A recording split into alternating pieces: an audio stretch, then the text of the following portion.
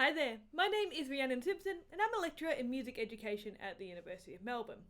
But today I want to talk to you about some of the data I collected as a part of my dissertation research study, which was completed at the University of Western Ontario under the supervision of Dr. Ruth Wright and Dr. Patrick Schmidt. My dissertation focused on the experiences of 6 classroom music teachers in 3 secondary schools located in Victoria, Australia. And I chose to explore the experiences of these teachers because they had transitioned their practice from being highly teacher-centred and dominantly focused on exploring the discourses of art musicianship to now consistently using student-centred non-formal pedagogies exploring the discourses of popular musicianship.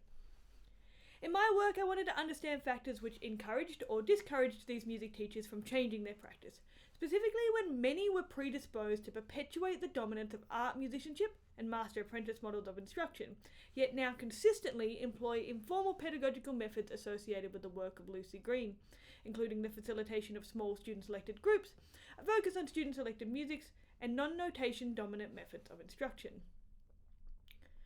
Now, most conference presentations will utilise a theoretical framework, like the work of Pierre Bourdieu, to help the audience think more deeply about the data collected. But I'm going to flip the script a little and use the data from my dissertation to help us think more critically about the potential of Bourdieuian theory. Because when I tell folks that I use Bourdieu's thinking to help explore processes of pedagogical change, I'm often met with a sense of healthy skepticism. And this totally makes sense. Most users of the work of Bourdieu within and outside the field of music education use his thinking to explore why change has not occurred, and why discourses associated with art musicianship and teacher-centred pedagogies remain dominant within the field of music education specifically. However, nearly all of this research focuses on Bourdieu's most common and well-known theory, the theory of practice. However, there exists much potential to explore and explain processes of change hidden within Bourdieu's lesser-known secondary theoretical concepts, like doxa, allusio, and importantly for this presentation, hysteresis. But before an in-depth discussion of hysteresis is possible, a brief overview and understanding of Bourdieu's theory of practice is necessary.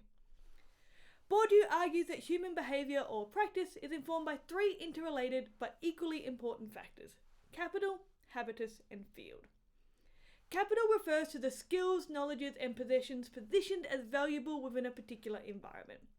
For example, within the field of art musicianship, skills like the ability to read 5-line Western notation and knowledges such as an understanding of the harmonic practices of 18th century European musicians are considered highly valuable and vital for success. Habitus refers to an agent's predisposition to act in ways which reflect and reinforce the value of capital an agent possesses. I often use the example of a fine dining setting when speaking about habitus. Someone who has grown up going to a lot of fine dining restaurants will know the difference between a salad fork and an entree fork, representing the kinds of knowledges learnt by experience that are valuable and valued in that context. However, what is important is that someone who possesses this capital is likely to grab the correct fork without consciously considering other options. They are unconsciously predisposed to act in ways which reflects and reinforces the capital that they have learnt by experience.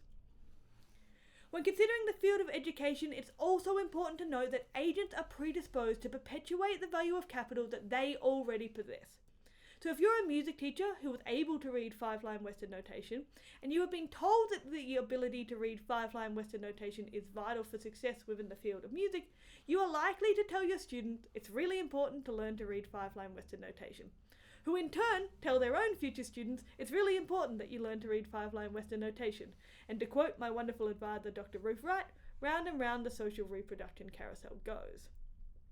And this totally makes sense.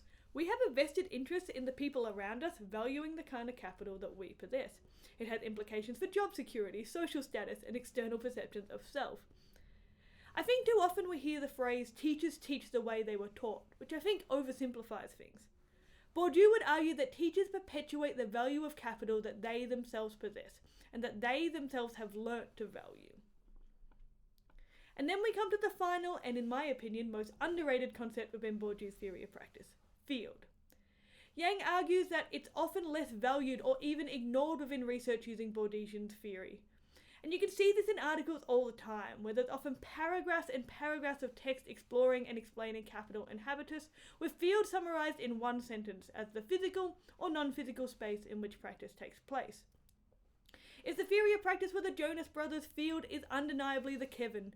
It's the person who isn't Beyonce or Kelly and Destiny's Child whose name we all forget. It's chronically underrated, which is a shame because a great understanding of field is required to unlock some of these secondary theoretical concepts, especially hysteresis.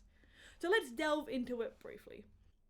Field is often visually conceptualized as a soccer pitch in which practice takes place, and this stems from some really great writing and work from Thomas in 2008.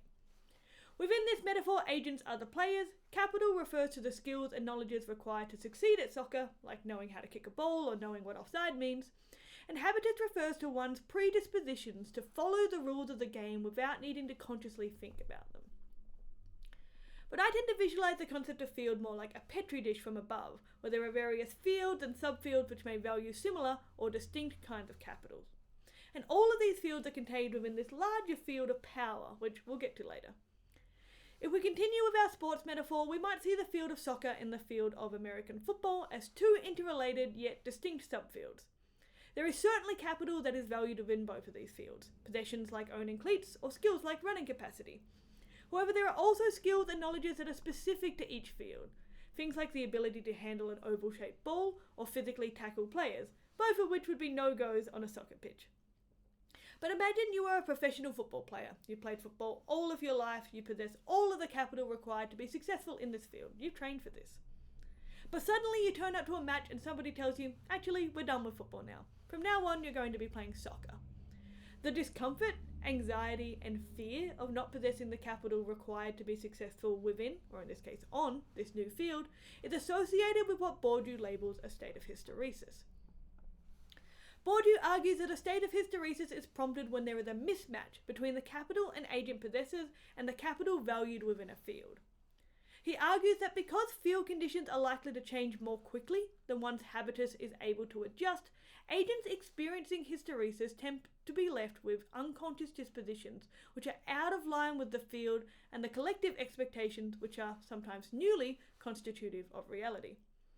In other words, the environment they encounter is too different from the one to which they are objectively adjusted, meaning a football player who has prepared their whole life to play football is unlikely to be properly prepared with the capital or habitus required to be successful on a soccer pitch.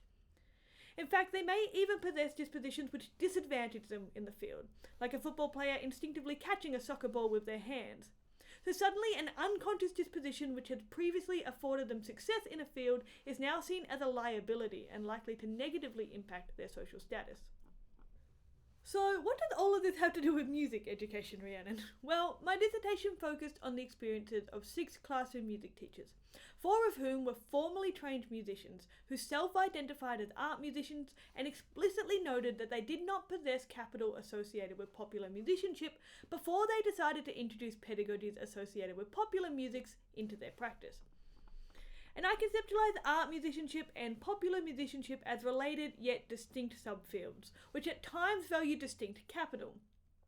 Things like the ability to read 5-line Western notation, perform virtuosically on a single instrument, or orally identify the compositional tropes of specific 18th century composers are highly valued within the field of art musicianship. It's capital that's vital to success. Yet there are many examples of highly successful popular musicians who do not possess these skills, meaning they are not considered vital for success within the field of popular musicianship.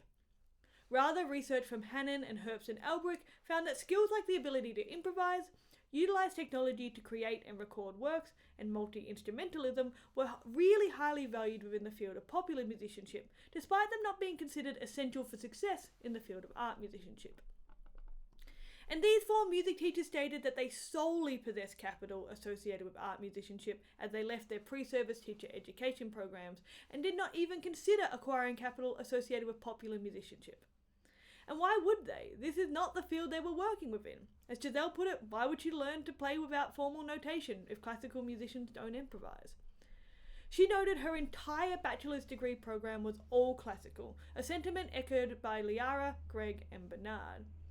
And so the experiences of these teachers predisposed them to perpetuate the value of capital that they possessed, namely capital associated with the field of art musicianship. And this habitus also predisposed them to devalue or just not acknowledge capital associated with popular musicianship that they did not possess.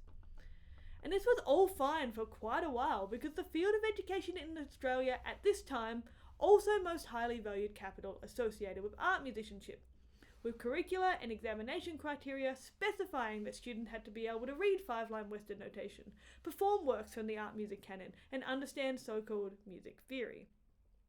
And then something changed, and these changes came from the field of power, which Bourdieu notes is responsible for instituting policies which may alter the kind of capital of value within any given field. As the number of students electing to study music in Australia plummeted, federal and state governments began to fund reviews into music education practices. And these reviews found that a dominant focus on teacher-centred, art music dominant practices was seen as culturally irrelevant to the majority of students, leading to the curation of cohorts which were dominantly white and from economically advantaged backgrounds. In response to research indicating that the use of popular music-based pedagogies could increase engagement, music study retention, and cohort diversity, federal and state governments began to actively recommend teachers employ these methods in their classes. In announcing $2 million of funding to popular music education advocacy organisation Musical Futures Australia to provide free professional learning on popular music education to all teachers in Victoria, the future Victorian Premier Daniel Andrews stated that he wanted to see popular music pedagogies in every school of the state. Suddenly, the kind of capital that the field of education valued no longer aligned with the kind of capitals that our participants possessed, nor the capital that the majority of Victorian music teachers possessed at that time. And importantly, it no longer aligned with the kind of capital that the participants' habitus had predisposed them to perpetuate unconsciously. Like our soccer player who had trained their entire life to play soccer, these teachers were suddenly asked to play football with little knowledge of the rules, skills, and knowledges required to do so. And this leads to a whole lot of discomfort. Now, Bourdieu argues that this discomfort is one of the few ways that an agent to become conscious of their previously unconscious habitus. Therefore, Bourdieu positions experiencing a state of hysteresis as one of the few phenomena that can combat the unconscious reproduction that he argues prevents societal change. So if you are a teacher who has been unconsciously predisposed to perpetuate the value of art musicianship for your whole career, but is suddenly told, actually, we'd like you to explore different capitals using different pedagogies from now on, what do you do? Well, Courtney notes there are 3 ways an agent can respond to a state of hysteresis. 1. They can actively attempt to return field conditions back to those which suited their habitus, and this was the initial response of Greg and Bernard. They spent time advocating for the continued focus on art musicianship within curriculum, even writing emails to curriculum writers and governments. 2. They can attempt to acquire the capital that is newly valued within the field, and this was the initial approach of Liara, who began attending the free Musical Futures professional learning days funded by the state government, and Giselle, who began developing skills like improvisation and technologically mediated musicianship alongside her students. Or 3rd, they can become discursively and materially deprivileged by continuing to perpetuate the value of capital that is no longer positioned as valuable within the field. Greg took this approach initially, and for some time within his practice he continued to focus on art musicianship despite curricular changes and declining student numbers. However, as the potential disadvantages of this approach became apparent with declining student numbers and potential risks to job security, he did indeed alter his practice. Eventually, all 4 teachers decided to acquire the capital that was newly valued, and now all 4 consistently utilize methods associated with popular musicianship in their classrooms and advocate for the use of these methods to other formally trained teachers. And I think that this quote from Liara really summed up the power of a state of hysteresis. She notes that she always knew about non-formal pedagogies and musical futures and was always aware of the pedagogies associated with popular musicianship. However, it was not until she experienced the discomfort associated with hysteresis that she was able to consciously consider instating such practices herself. She experienced an expansion of the horizons of possibility, previously limited by her habitus, which disallowed her to consciously choose to instate an alternate method. This ability to consciously engage with the habitus, recognize when its influence is no longer advantageous, and alter practice in response affords agents an agency to change. I think academic uses of Bourdieuian theory have historically positioned agents as destined to unconsciously perpetuate dominant practices for all of time. However, Bourdieu's concept of hysteresis illuminates how change can be achieved and the highly interrelated nature of sociological practice and policy creation. I hope that this presentation has helped to illuminate the ways in which Bourdieusian thinking can help us to understand processes of change and the interrelationship between policy and practice. I would love to take any questions or hear from other folks who are interested in using Bourdieusian theory to explore how change is fostered within the field of music education. Thank you so much for being here. I really appreciate it, ISSME.